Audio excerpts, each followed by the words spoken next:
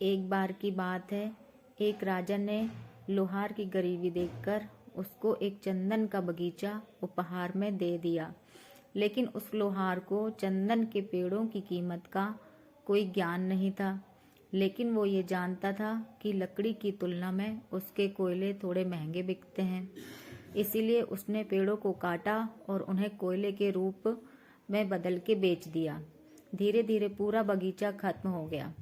कुछ दिनों बाद राजा उस लोहार के घर के पास से ही गुजर रहा था। राजा ने सोचा कि लोहार अब बहुत अमीर हो गया होगा, उसे मिलकर उसका हालचाल पूछता चलूं।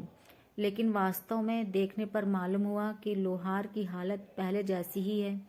राजा को आश्चर्य हुआ। राजा को लोहार ने बगीचे के साथ क्या किया उसका पता चला।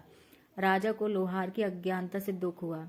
राजा ने लोहार से पूछा, क्या तुम्हारे पास उन पेड़ों का कोई हिस्सा बचा है? तब लोहार ने कुल्हाड़ी को हटाया, राजा को दिखाया। राजा ने उस चंदन की लकड़ी को लेकर लोहार को एक चंदन के व्यापारी के पास भेजा। लोहार को उस एक छोटे से टुकड़े के लिए बहुत सारा पैसा मिला। लोहार को अपनी गलती का एहसास हुआ तो वो बहुत रोया। उसने राजा को एक और बगीचा देने की विनती की।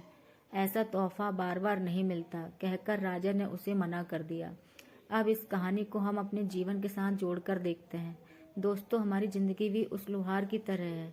हमें अपने जीवन का महत्व जीवन के अंतिम सांसों में ही समझ आता है।